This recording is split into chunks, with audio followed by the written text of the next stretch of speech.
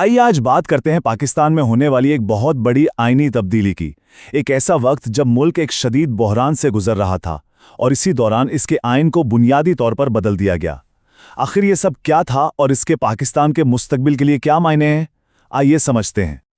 अच्छा, किसी भी बड़ी तब्दीली को समझने के लिए ना ये जानना बहुत ज़रूरी होता है कि उसकी ज़मीन कैसे तैयार हुई। आखिर वो कौन से हालात थे जिन्होंने पाकिस्तान को इस आईनी भूचाल में दहाने पर ला खड़ा किया। तो देखें, कहानी शुरू होती है 2024 के मुतनाज़ा इंतखाबात से, जिसके बाद मुल्क में एक शदीद सियासी अदम इस्तेकाम पैदा होता है।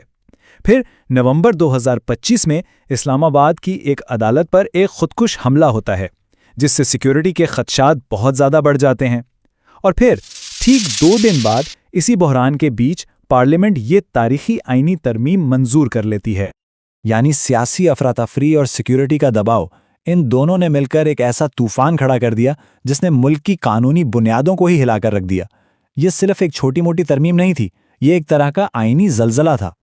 तो सवाल यह है कि आखिर 27वीं तरमीम में है क्या ऐसा जिस पर इतनी बहस हो रही है। चलें अब जरा इसकी तफसीलात को करीब से देखते हैं।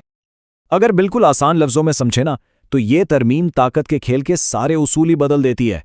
ये ना सिर्फ फौज के इख्तियारात को एक नई शक्ल देती है, बल्कि मुल्क की सबसे बड़ी अदालतों के ढांचे को भी तब्दील कर देती है। यहाँ 3 बहुत बड़ी तब्दीलियां हैं जो बिल्कुल साफ नजर आ रही हैं।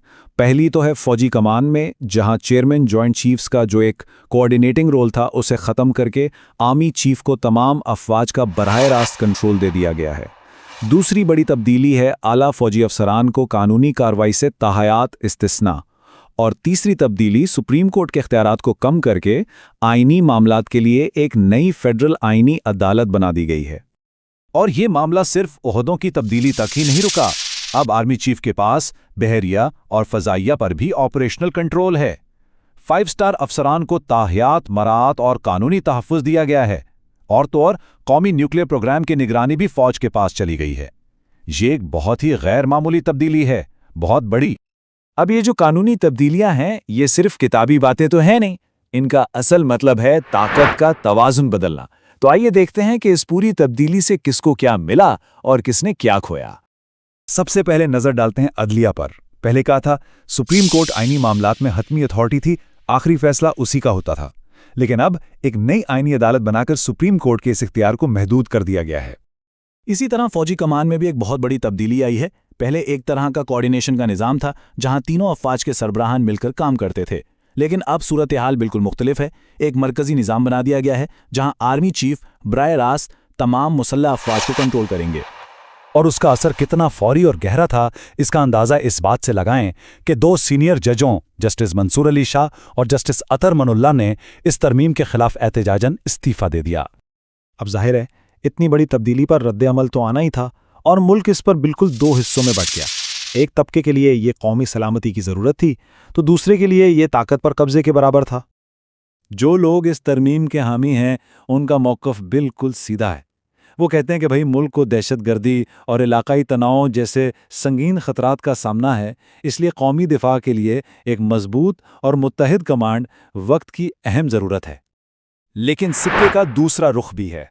जो नाक़दीन हैं, जिनमें बैनुल-अक़वामी कानूनी इदारे भी शामिल हैं, वो इससे जमहूरियत पर एक बड़ा हमला करार दे रहे हैं।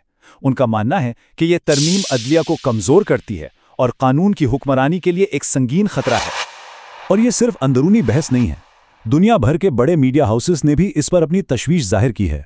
आप देखें, Al Jazeera, DW, New York Times, BBC, सबका तज्जिया तकरीबन एक ही सिमत में जा रहा है कि ये तब्दीली ताकत को चंद हाथों में मरकूज़ करती है और पाकिस्तान के जमहूरी मुस्तकबिल पर संगीन सवालात उठाती है।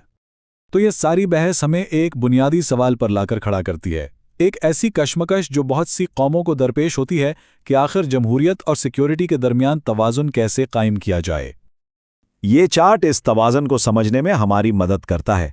एक तरफ फौजी इख्तियार का ग्राफ देखें और दूसरी तरफ सिविलियन निगरानी और अदालती आज़ादी का फ़र्क बिल्कुल साफ है। ऐसा लगता है कि फौजी इख्तियारात को आईनी तौर पर बढ़ाने के लिए सिविलियन और अदालती इख्तियारात को कम किया गया है। और ये सब अहम क्यों है? क्योंकि इसके असरात बहुत दूर तक जाएंगे।